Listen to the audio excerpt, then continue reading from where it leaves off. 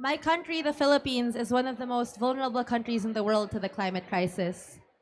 Just last month, severe tropical storm Paeng impacted at least 3 million people in our country, causing billions of damage to infrastructure and agriculture, not to mention the non-economic losses of our people, the lives that have been lost, the homes and the cultures that have been lost.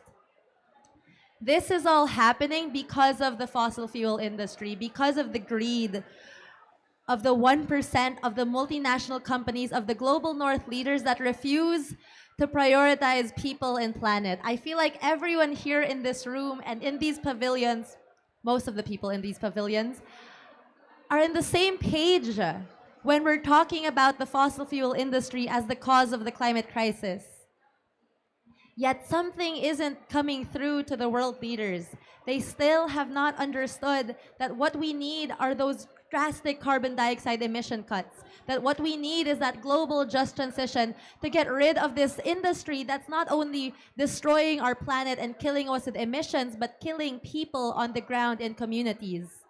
There are communities in the Philippines that because of an open pit gold mining, they are setting up 2 coal-fired power plants. And the activists and community members that they're resisting these plants and these open pit mining are being harassed. The Philippines is one of the most dangerous countries in the world for environmental defenders and activists. What feels like should be common sense in the midst of a planetary and climate emergency to listen to our environmental defenders, it's not what's happening. Instead, we're seeing people being harassed, displaced, militarized, pushed out of their homes. And the Philippine military, they're sending cannons into these communities. And these cannons are going into forests, into farms, into schools.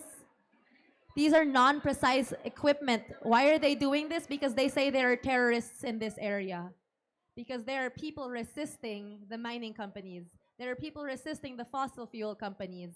And they think that anyone that threatens business as usual is a terrorist. That is the reality of the climate crisis. It's not just the extreme weather events. It's not just the global carbon dioxide emissions. It's not just the fossil fuel industry. It's the social injustice being caused by the exploitation of the global north to the global south. And if we do not realize that in a climate just world, we need to get rid of this system that we have, then we will never have what we're fighting for. It is not enough to just get rid of fossil fuels. We also need to make sure that when we're transitioning into a renewable energy system, we don't leave behind the small farmers, the small fisher folk, the indigenous peoples. We already have solar farms in the Philippines that are displacing farmers. We already have hydropower dams that are encroaching on the lands of our indigenous peoples. That's not the climate justice world that we're building towards. And I feel like, especially when we're here in the youth pavilion, climate justice, it feels a lot more tangible. Seeing the international collaboration between people, that is what we fight for. A lot of people ask me why I like to dance with my friends so much. And I will let you guys in on a secret. Climate activists, we host great dance parties. I think it shows us that even if you don't understand the lyrics of the music, people are able to move in coordination together, in unison, dancing and forgetting for a little bit what the problems we are facing, having that joy in our life. That is what we're fighting for, that joy, that community. And that is what the fossil fuel industry is trying to kill. They try to take us into their work, pretend that they're our friends, say that it's the individual's fault, and say that it's our carbon footprint, our personal carbon footprints that we need to take care of. But it's not us. It's not even the global north working class. It's not even, the older generation. It's a very specific sector of the older generation. It's the multinational companies. It's the fossil fuel industry. It's the global north leaders that lack that political will.